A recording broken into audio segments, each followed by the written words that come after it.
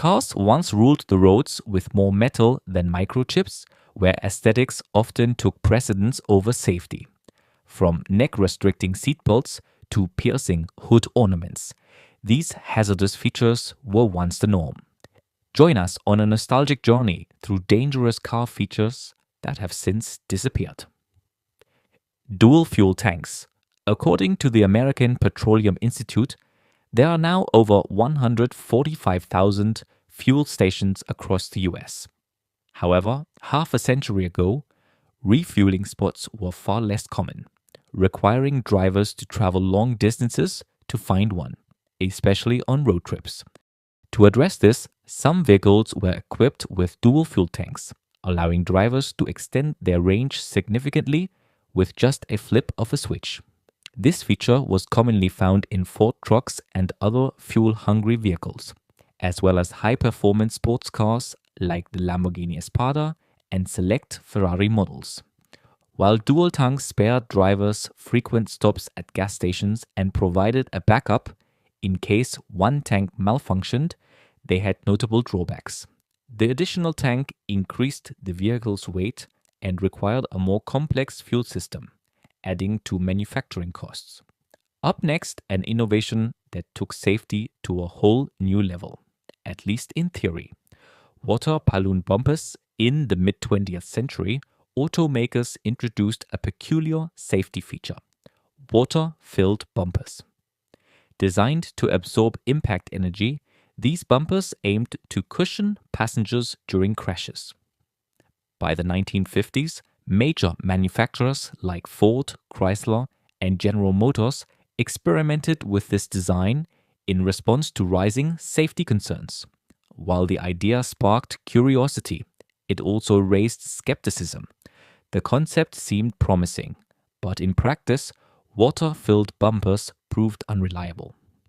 The rubber or plastic casings often failed under real-world conditions, leading to leaks and reducing their effectiveness.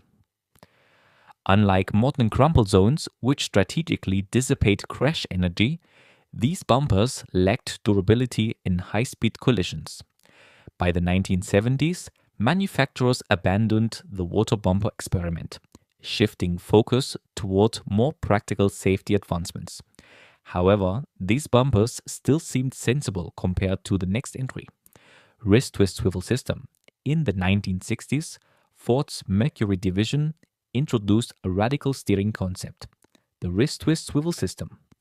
Instead of a traditional steering wheel, this system featured two rotating dials resembling handlebars. Intended to improve comfort and visibility, the design allowed easier vehicle entry and a clear dashboard view. Despite initial interest, the system quickly proved impractical. Drivers struggled with the unfamiliar mechanism, which required precise wrist movements using thumb rings. The lack of padded rim made collisions more dangerous, as there was no buffer to protect a driver's head or knees.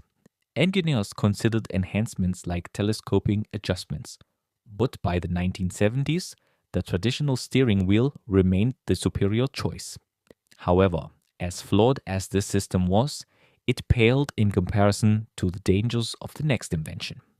Neck seat belts. During the 1960s, automakers explored unconventional seatbelt designs, including one intended to reduce whiplash by securing the head directly.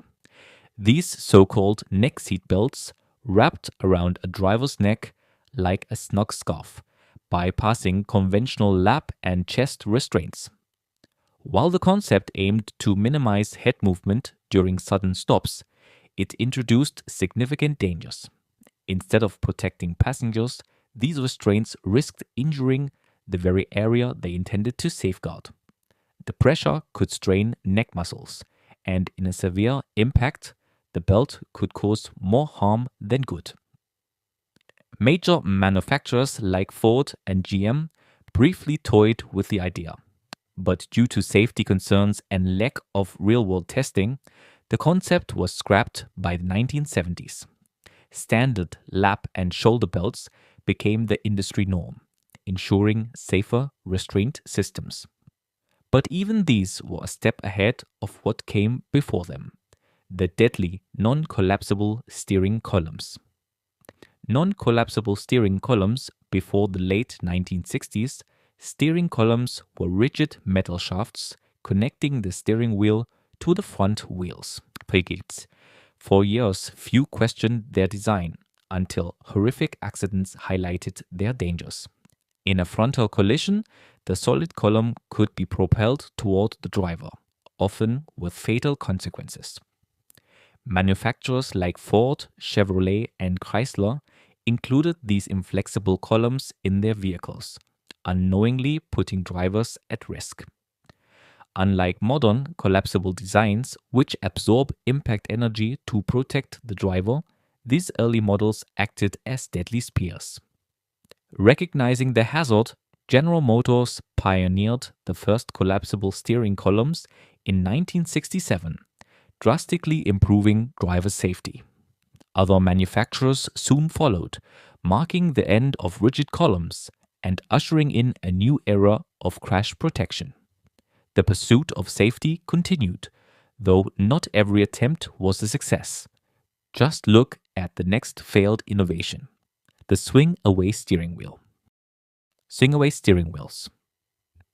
In the mid-20th century, Ford introduced a peculiar innovation known as swing-away steering wheels. First available in 1961 as an optional feature in models like the Thunderbird, these steering wheels were designed to enhance driver comfort and ease of entry. With a simple twist, the wheel swung away, creating an unobstructed path for the driver, making tight parking situations and getting in and out of the car much easier. While Ford led the charge, other manufacturers experimented with similar designs. However, despite the initial enthusiasm, these steering wheels pose serious safety concerns. The mechanism that allowed them to swing away was prone to malfunctions, sometimes failing to return the wheel to its original position, leaving drivers puzzled or momentarily stranded. Additionally, accidental movement during driving posed a significant risk, compromising the safety of both the driver and passengers. By the 1970s, safety considerations overshadowed the convenience they offered. Manufacturers shifted their focus to more reliable and secure features, marking the end of swing-away steering wheels. While this feature faded into history, the next entry disappeared even faster due to its unintended dangers. Pop-out windshields. In 1948, Tucker Automobiles introduced a unique innovation: pop-out windshields. Made with laminated glass by Libby Owens Ford, these windshields were designed as emergency escape hatches.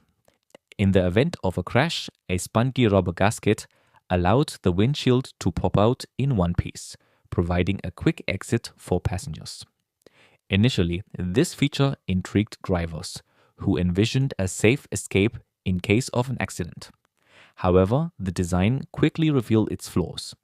In severe collisions, the windshield could eject unexpectedly, increasing the risk of passengers being thrown from the vehicle like human cannonballs.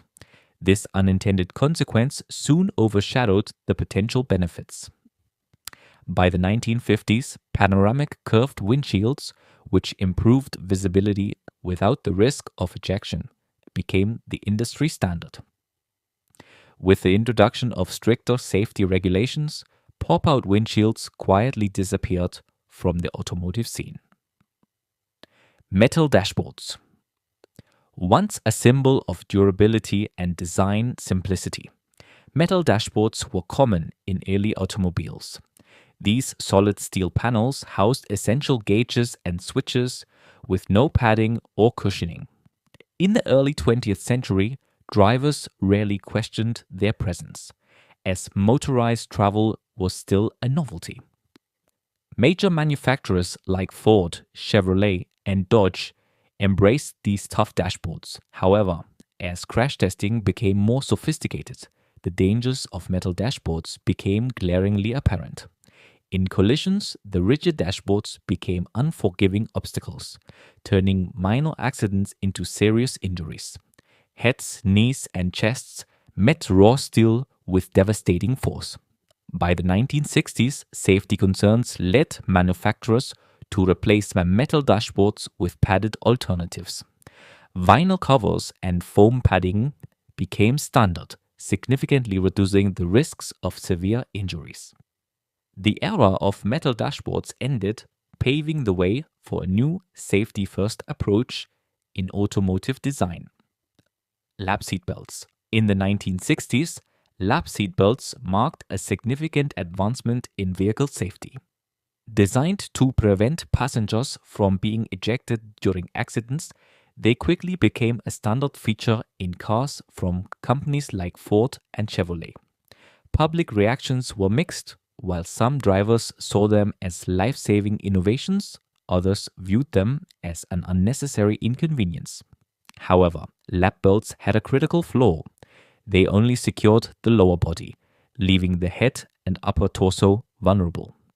In high speed collisions, passengers could still suffer serious injuries from striking dashboards, steering wheels, or windshields.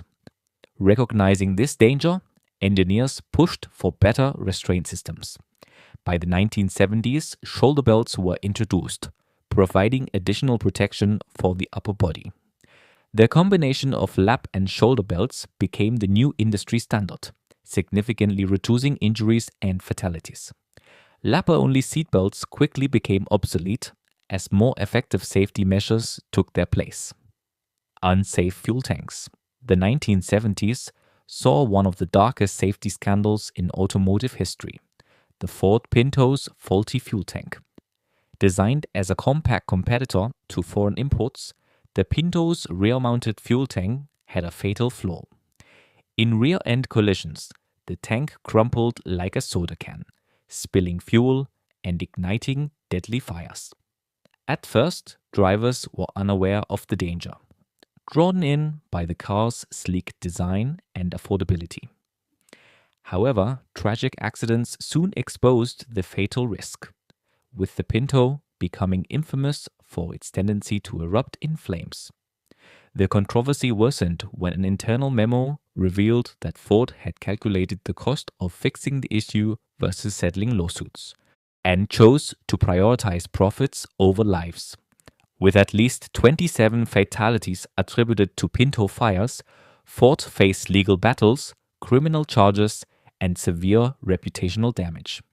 The Pinto became a symbol of corporate negligence, forcing automakers to reconsider safety standards. While the Pinto's legacy was one of disaster, our next feature was eliminated before it could cause similar damage. No crumple zones. Before the 1960s, cars were built like rolling fortresses with rigid frames, designed for durability rather than safety.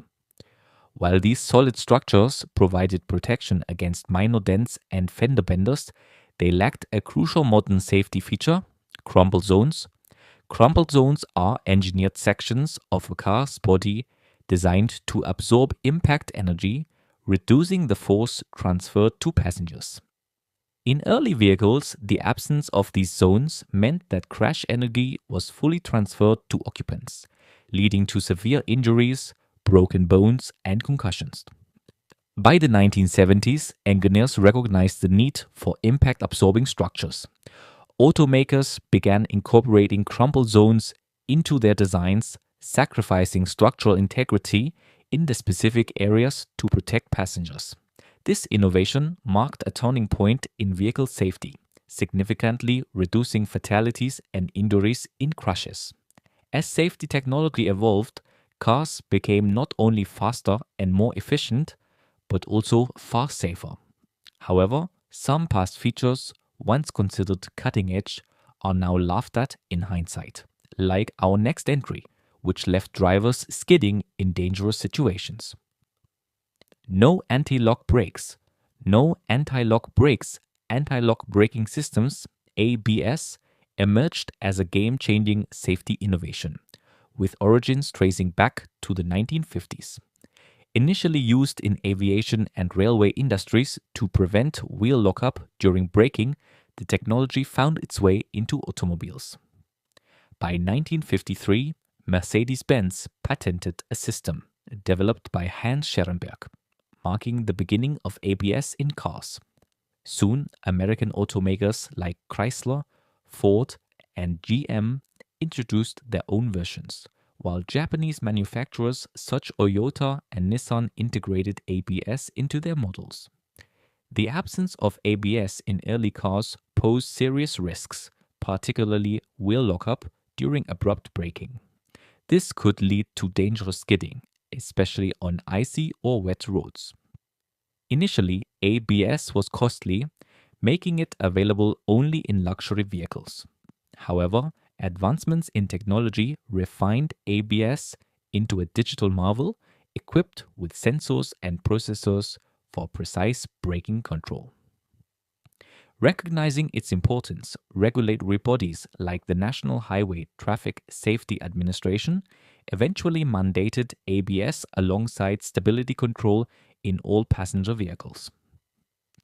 Today, ABS is a standard safety feature, preventing countless accidents and ensuring better vehicle control under adverse conditions. Hood ornaments in the early 20th century. Hood ornaments were a hallmark of automotive style, serving as striking brand identifiers. Rolls-Royce set the standard in the 1910s with the elegant Spirit of Ecstasy, a graceful lady with flowing robes symbolizing luxury. Other automakers followed suit. Packard introduced the Goddess of Speed. Cadillac featured the wreath and crest, and Lincoln adorned its hoods with a four-pointed star. Dodge opted for a more aggressive look with its charging ram emblem, signifying power and resilience. While admired for their artistry, these hood ornaments became a safety concern. Intricate shapes of wings, animals, and figures posed serious impalement risks in accidents, turning into lethal projectiles. Pedestrian safety regulations in the 1970s led to the gradual disappearance of rigid hood ornaments, replaced with retractable designs or simple badges. Today, while a few luxury brands retain their emblems, most modern vehicles opt for sleek and safer alternatives, closing the chapter on the era of iconic hood sculptures. No headrests in the early days of automobiles. Headrests were non-existent, leaving passengers without proper neck support. It wasn't until the late 1960s that they gained traction, primarily to reduce whiplash injuries during rear-end collisions. Initially, drivers overlooked their importance, prioritizing horsepower and aesthetic appeal over safety. Volvo led the charge in 1968 by making headrests standard, prompting other manufacturers to follow. Without headrests, rear-end collisions subjected passengers to severe whiplash as their bodies lurched forward while their heads snapped backward. The risk of neck and spinal injuries was alarmingly high. As safety regulations evolved in the 1970s, headrests became mandatory, transforming from a comfort feature to a life-saving necessity. Modern headrests are designed to align with the spine's natural curve, enhancing both safety and comfort. Today, their presence in every vehicle is taken for granted, but they remain one of the most crucial safety advancements in automotive history. Headlight Wiper Sub, a brand known for its quirky innovations, introduced headlight wipers to improve nighttime visibility. Mercedes-Benz quickly adopted the feature in models like the W140 S-Class. Initially, these tiny wipers were practical, ensuring that headlights remained free from dirt and grime. However, they soon evolved into a luxury status symbol found primarily in high-end vehicles.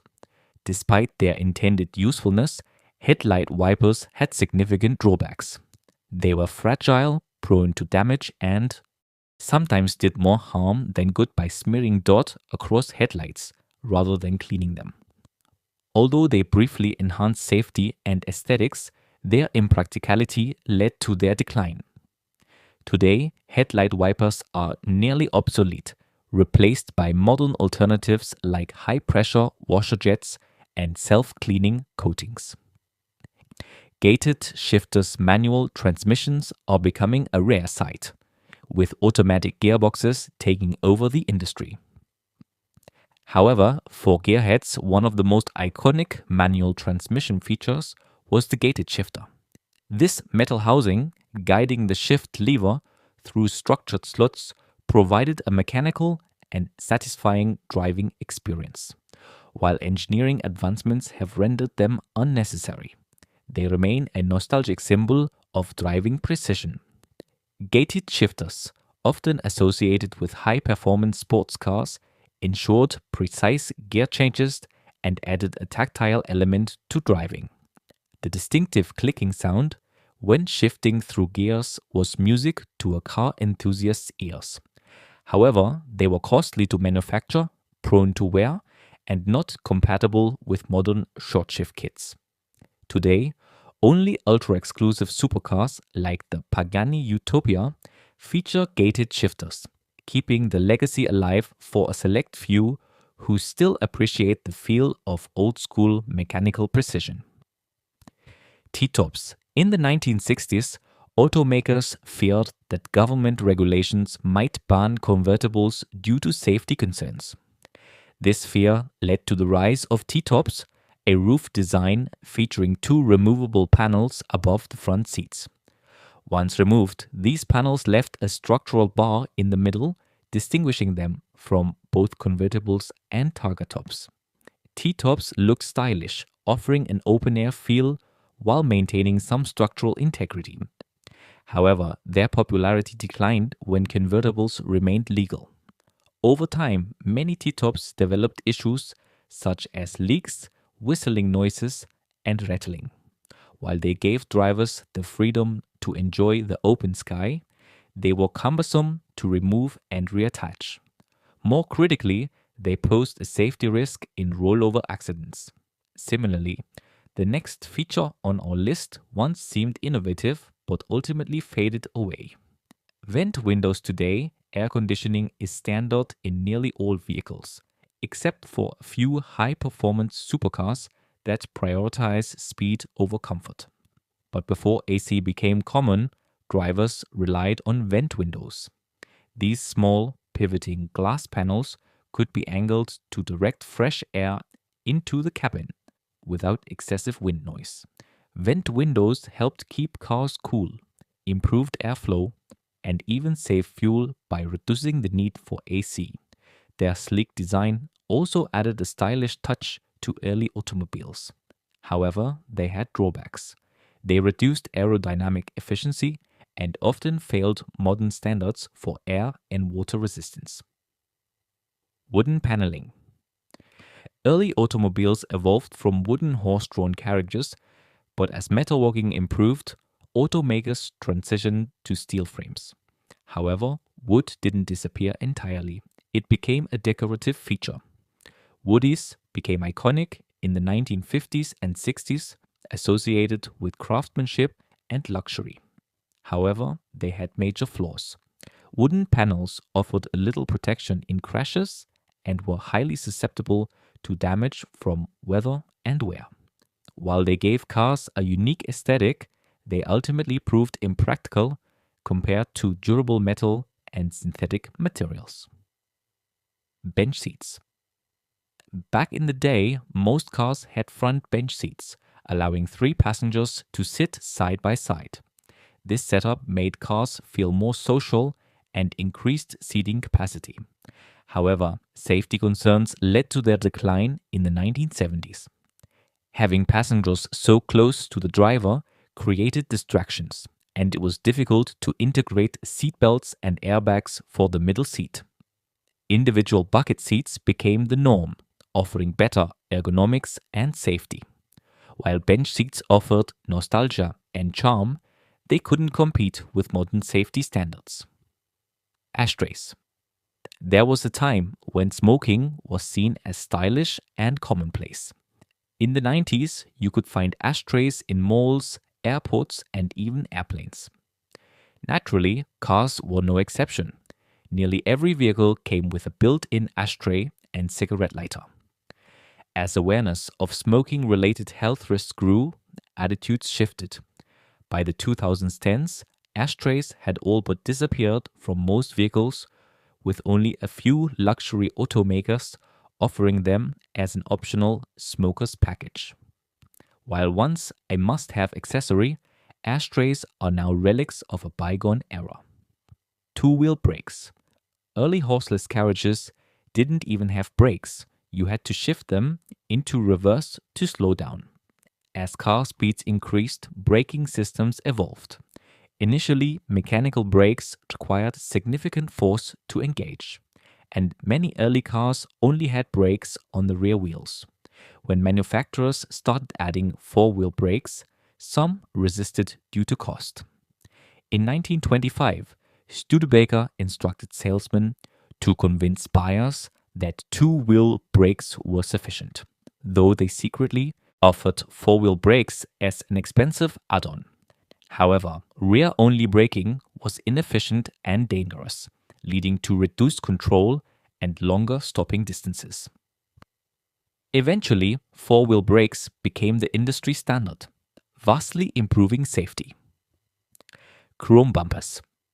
For many car enthusiasts, the word chrome evokes memories of gleaming bumpers, not just Google Chrome.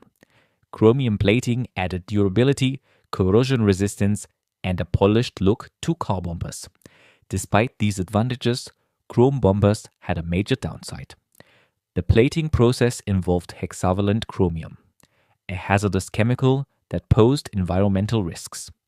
By the mid-90s, automakers transitioned to rubber and composite bumpers, phasing out chrome in favor of safer, more sustainable materials.